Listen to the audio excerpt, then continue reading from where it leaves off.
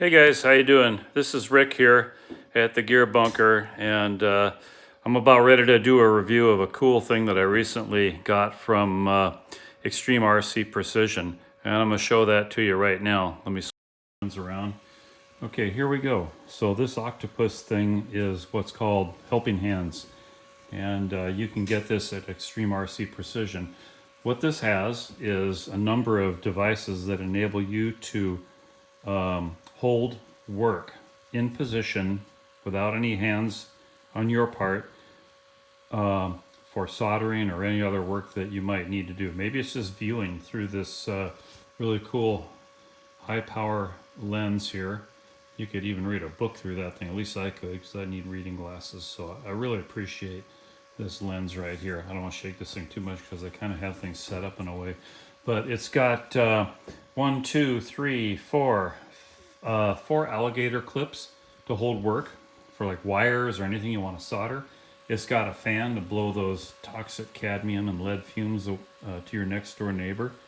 And it's got a really neat LED light, which I'm using right here in this setup. So what I'm doing now is I'm actually doing a jewelry repair for my wife, and I'm going to zoom in and show you what that looks like. So this is a ruby ring, and at one time we had to cut it off her finger, and now she wants it back because she's super slim and svelte. And I have the stone in a crucible dipped in water, because when I heat this with a torch, it's gonna the heat's gonna travel around the ring, and it could discolor the diamonds and the ruby that's on the other side there. So I put that in there like that. Now that white stuff you see on there, I'm gonna put a little more on. That is flux. Let's see if I can hold this steady while I dip that in there. Okay. And now I'm going to come over here and get that on there. Put some flux on there like that. Okay. Got that set. I should probably get underneath it a little bit too. The helping hands are a lot steadier than my hand is holding this silly camera. All right. Got the flux on there. The next thing I'm going to do is I'm going to zoom out so you can kind of see a little bit better what I got here. This is the gold sheet that I'm going to use to melt all around that joint in there. You can see that I've got actually 2 joints that need soldering. So I'm going to lay a flat piece right over the top of that thing and let the gold flow into the joints. And that'll be the next section of this. I'll have to set up the camera on some kind of a stand, because I won't be able to hold the torch and the camera all at the same time without burning the house down. So I will see you in just a second here when I get the rest of this torch lit up and flame adjusted, and we'll continue. Hey guys, I'm back. Okay, I got a little further in the setup here. So now you can see that I have cut out a little piece of gold from this thing right here. See that little square? Okay, well that's right here now. I'm holding it with the tweezers. Really hard to see and focus in on that, but there it is. And I formed that semicircular round by forming it around the shank of this reamer here, so it'll fit the contour of the ring a little bit better. And the flux is on there. And so now I'm gonna dip it in the flux a little bit more to wet it, and then I'm gonna actually put it right on here.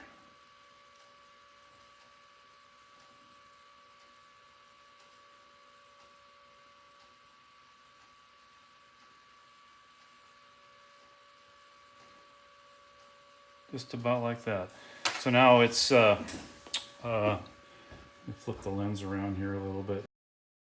Hopefully you can see me. Now it's centered over the 2 joints of the gold that I'm going to join together, and hopefully that'll work out really good. I do need to explain one little thing. Actually, the reason this ring for my wife kills me, because I made a joke there. I need to explain.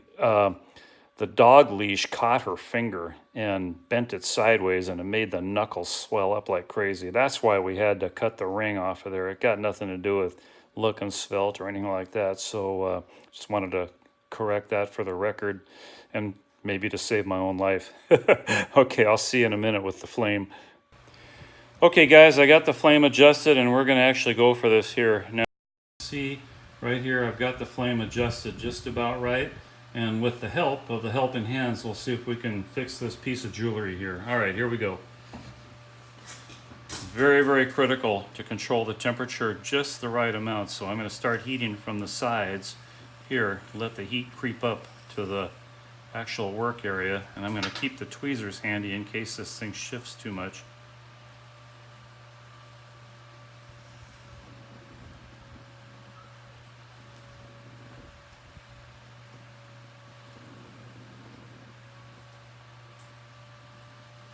Okay, looks pretty good. We're going to shut this off and go from there.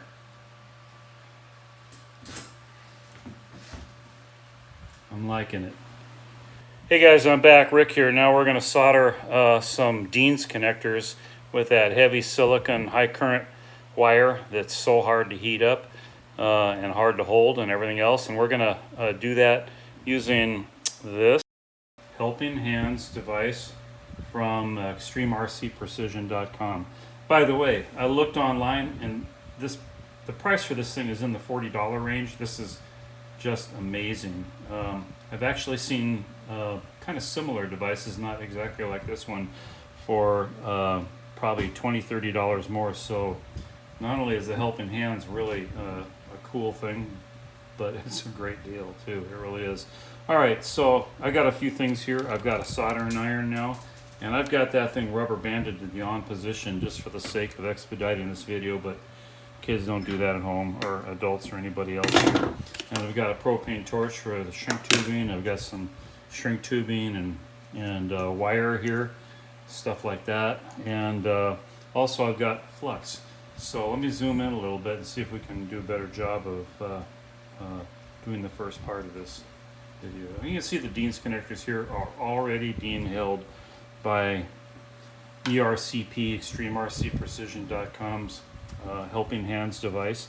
I've got the fan on. You can see that right here. And with that last segment, with the silver soldering, actually that wasn't silver soldering, it was gold soldering. With that gold soldering, there are no fumes at all. So I really didn't generate any smoke other than when I first turned on the acetylene in the oxyacetylene torch kit.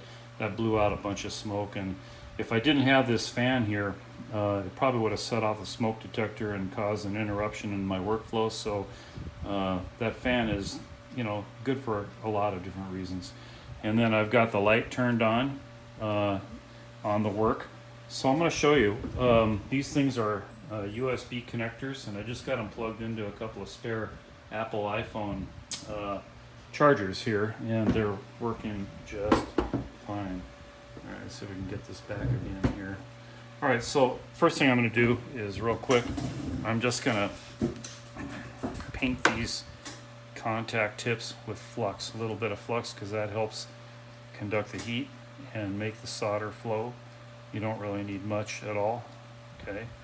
And I'm going to tin these things. First thing you got to do is tin these things, and you need to put a pretty good generous blob of solder on here, because you don't want to starve the joint for solder. So that worked out real good. Let's do this one. Okay, got that one. Always keep the wire to the outside of the contact, away from the other one. That allows room for the shrink tubing you're going to put on there later on. And this contact, the flat one, is biased away from the edge to leave room for the solder. Okay, so we got that done, right? Let those cool off. In the meantime, I'm going to strip some wire off of these things, just like that. Kind of twist it a little bit. Gotta watch that soldering iron because it's still on. And I'm just gonna, now I'm gonna dip these in the flux. That's all we really need to do. Just dip them a little bit. They don't need much. Just like the solder joints on the connectors themselves, they don't need much. These are cool now. So I can take these out, right? And this is the really cool part about this thing. Just take this thing and stick it right in there like that. and it holds it in place for you while you tin these things. And that's the next thing you're gonna do, is tin these things. These wires soak up a lot of heat, so the flux helps that a lot, and so do the helping hands. Can you imagine trying to hold that wire? This wire is getting really, really hot. So there's no way I could hold that with my hands for any length of time. You simply really do need a work holding device. Okay, so that's done. Now what I'm going to do is I'm going to take these wires out of here, and I'm going to put the connectors back on like this. At least I'm going to put one of the connectors back on. Okay, and now I'm going to hold these by the end. You don't need the helping hand for this part of it, because this is going to go so quickly the heat won't have a chance to travel up and get my fingers.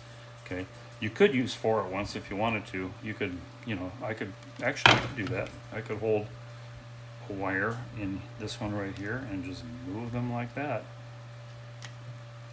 Boom, done. Okay, let's do it that way. What the heck?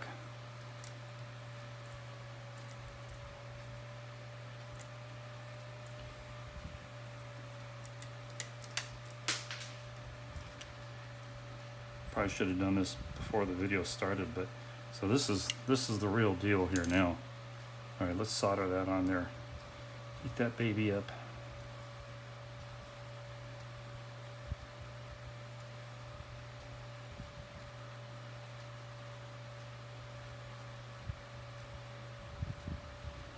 Looking good. That is soldered on there. It's a real good solder joint. Oh, no, it's not. Okay, let's do this again here. Rome wasn't invented in a day. You got to get this just right. That's what I get for trying to wing it here. It'll be fine though, you'll see.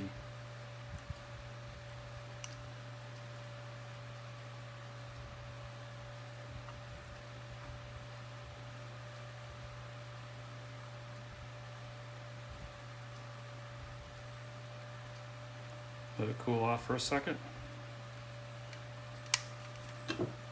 Boom. That's really good. You guys saw this real time, no acting going on here, baby. All right, let's put the second one on here. I'll just hold this one by hand because I don't want this video to last all night long.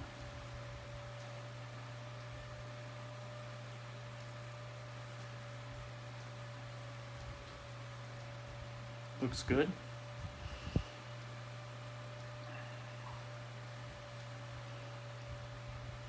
Okay, we got that part done. Thanks for bearing with me on the unrehearsed part of this video. All right, now here's another way where the helping hand comes in hand. So we're just going to slip this shrink tubing right down over this baby like that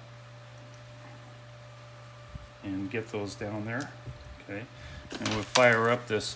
This is one of those wind resistant propane torches. It's got a much better flame than the typical candle lighter does. So you can see that's really a good flame there. And just while the helping hand is holding this thing in place, I simply just need to go around there a little bit, and voila, we have a really, really good connection going on here. These are so good. I would literally pull these Deans apart by the wires. I would trust it that much. Okay, so there you go, guys. That's from Extreme RC Precision, can help you out. And remember, you've got a light on there, a magnifying glass, and you've got 4 arms that can hold things in place, including that fan. And I did want to mention one kind of a cool thing that I found helped out. This fan right here, the muffin fan, I just put a bolt through that thing. Let me see if I can zoom in and see that better. I put a little screw through that thing. There, you can see it right there. That screw goes through one of the 4 holes. And I just grabbed the screw with the alligator clip that comes with the helping hands device. I found that to be better. I tried to grab it other ways, but that clip just hits the fan blades and it goes not a good deal. So you got a fan, you've got a light, 4 arms, and a magnifying glass. go ahead, you guys. If you think this is helpful, visit extremrcprecision.com and check it out. All right, Rick of the Gear Bunker, talk to you later.